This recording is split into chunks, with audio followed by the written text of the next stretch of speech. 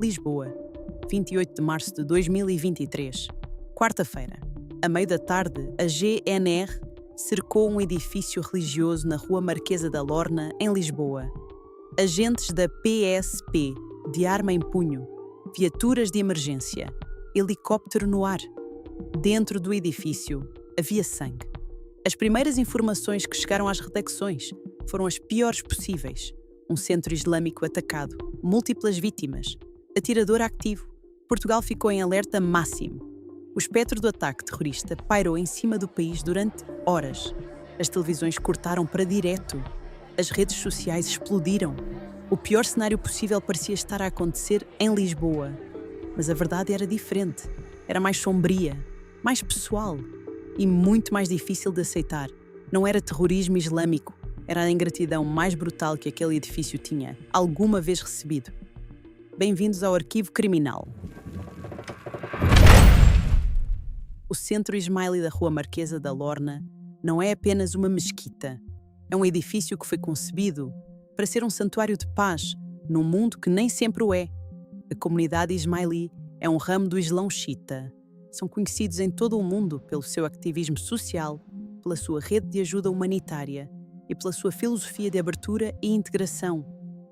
Em Portugal, o Centro Ismaili de Lisboa é a sede mundial desta comunidade, um dos edifícios religiosos mais importantes do país, com serviços de apoio social que recebem pessoas vulneráveis independentemente da religião ou da origem.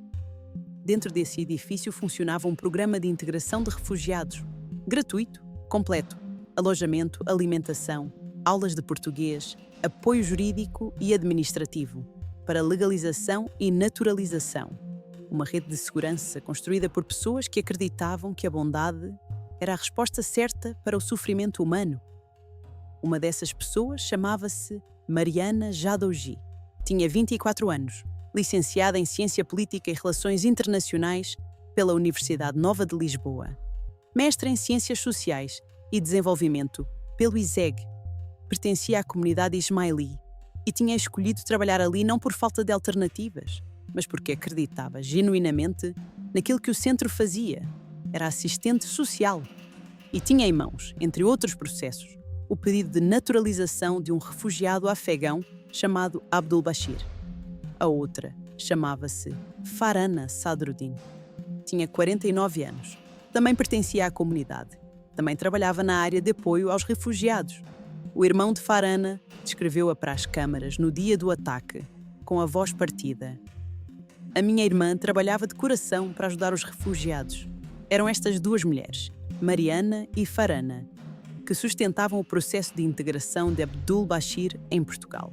Abdul Bashir tinha 28 anos quando chegou a Portugal, vindo da Grécia, ao abrigo de um acordo com o governo português. Era viúvo, pai de 3 filhos menores. A sua mulher tinha morrido num campo de refugiados grego, mas nos meses que se seguiram ao ataque de Lisboa, as autoridades abriram uma investigação paralela. Abdul Bashir estava sob suspeita de ter matado a própria mulher antes de emigrar para Portugal. Chegou ao Centro Ismaili, recebeu apoio imediato, alojamento pago pelo centro em Odivelas, alimentação, aulas, apoio jurídico. Mariana trabalhava diretamente no seu processo de naturalização. Mas há coisas que os relatórios de apoio social não conseguem capturar. Testemunhas revelaram à polícia judiciária, nos dias seguintes ao ataque, que Abdul Bashir desenvolvia uma obsessão crescente por Mariana, mensagens insistentes, comportamentos que as pessoas à sua volta notavam, mas não conseguiam enquadrar como ameaça. Um interesse que ia além do que qualquer processo de integração explica. Quando as autoridades reconstruíram os últimos meses antes do ataque, o padrão era claro. Abdul Bashir recusara a ajuda psicológica que lhe tinha sido oferecida. Construíra dentro da sua cabeça uma narrativa que não existia, uma conspiração contra ele, uma ameaça que o centro representava, um inimigo que precisava de ser eliminado. E as pessoas que ele identificou como inimigos eram exatamente as que mais tinham feito por ele. Na manhã de 28 de março de 2023, Abdul Bashir saiu de casa. Levou a mochila, os cadernos, os livros e, escondida entre eles, uma faca. O Centro Ismaili tinha naquele dia, como em qualquer outro, pessoas espalhadas pelos diferentes espaços. Aulas, reuniões, trabalho administrativo. Uma tarde normal de quarta-feira. Abdul Bashir entrou no edifício. Conhecia os corredores, conhecia as salas. Tinha estado ali dezenas de vezes. Foi diretamente à sala onde decorria uma aula. O professor estava a ensinar.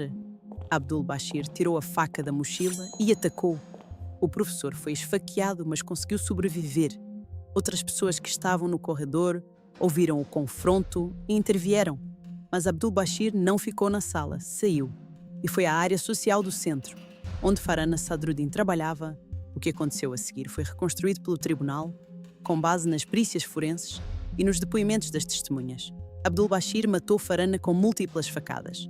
Depois foi encontrar Mariana Jadouji. Mariana era a mulher que tratava do seu processo de naturalização. A mulher que estava a construir o seu futuro legal em Portugal. A mulher a quem enviava mensagens insistentes que ela tinha começado a temer. Esfaqueou-a 3 vezes. Mariana gritou. Foi esse grito que a perdeu e, ao mesmo tempo, alertou o edifício. As outras pessoas perceberam o que estava a acontecer. A PSP foi chamada. Abdul Bashir tentou fugir, mas foi interceptado antes de sair do edifício. O homem que Portugal tinha acolhido, alojado, alimentado e cuja naturalização estava a processar, tinha matado 2 das mulheres que mais tinham feito por ele. Tinha 28 anos. Tinha tido tudo o que o sistema de apoio conseguia dar e escolhera usar o tempo que teve para esconder uma faca entre os cadernos e atravessar os corredores de um santuário com uma lista invisível de pessoas para matar. O julgamento começou a 5 de dezembro de 2024 no Tribunal Central Criminal de Lisboa. Na primeira sessão, Abdul Bashir falou. Disse que tinha agido em legítima defesa, disse que existia uma conspiração para o matar, disse que as vítimas faziam parte dessa conspiração. O tribunal verificou. Não havia um único indício no processo que sustentasse qualquer destas afirmações. Nas alegações finais, o Ministério Público tomou uma posição que chocou as famílias das vítimas. Considerou Abdul Bashir inimputável. Argumentou que tinha esquizofrenia e perturbação da personalidade. Pediu que, em vez de preso, fosse internado por um período mínimo de 3 anos. 3 anos! Pelo assassínio de 2 mulheres e o ataque a múltiplas outras pessoas num espaço religioso. A advogada das famílias das vítimas disse em tribunal o que as famílias não conseguiam dizer sem a voz partir. O homem tinha consciência dos seus actos. Pediu a pena máxima. O tribunal foi além do Ministério Público. O coletivo de juízes analisou a perícia do psicólogo forense do Instituto Nacional de Medicina Legal. A conclusão desse perito foi directa. Abdul Bashir tinha simulado sintomas esquizofrénicos, tinha traços de psicopatia, mas sabia exatamente o que estava a fazer. A prova estava nos detalhes que o próprio acto revelava. Não matou indiscriminadamente. Escolheu os alvos. Foi até às salas específicas das 2 mulheres específicas. E quando Mariana gritou e o edifício foi alertado, só nesse momento tentou fugir. Um homem em surto psicótico não calcula a fuga. Abdul Bashir calculou. A juíza presidente do coletivo foi precisa na leitura do acórdão. Abdul Bashir não tinha qualquer doença que condicionasse a sua vontade no momento dos crimes. Sabia o que era certo e o que era errado. Escolheu o errado. No dia 2 de junho de 2025, Abdul Bashir foi condenado a 25 anos de prisão, a pena máxima prevista pelo Código Penal português, condenado ainda a pagar mais de 300 mil euros em indemnizações às famílias das vítimas. A mãe de uma das vítimas estava na sala. Não conteve as lágrimas quando ouviu a leitura do acórdão. Disse à saída, com uma contenção que custava mais do que qualquer grito: "Nada traz a minha filha de volta, mas pelo menos foi feita alguma justiça."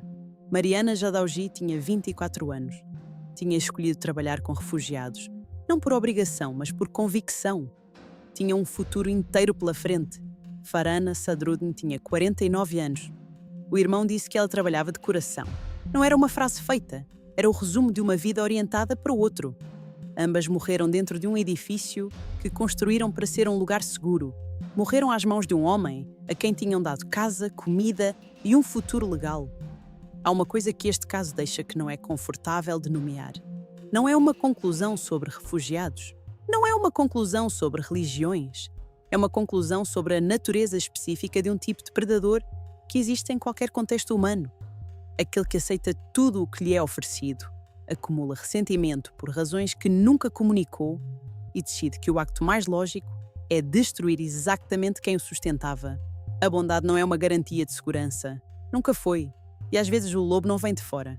Às vezes já está dentro, há meses, com os cadernos na mochila, à espera do momento certo para tirar o que escondeu entre eles.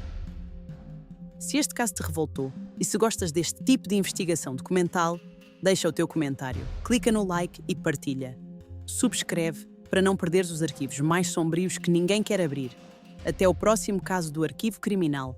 Fiquem atentos!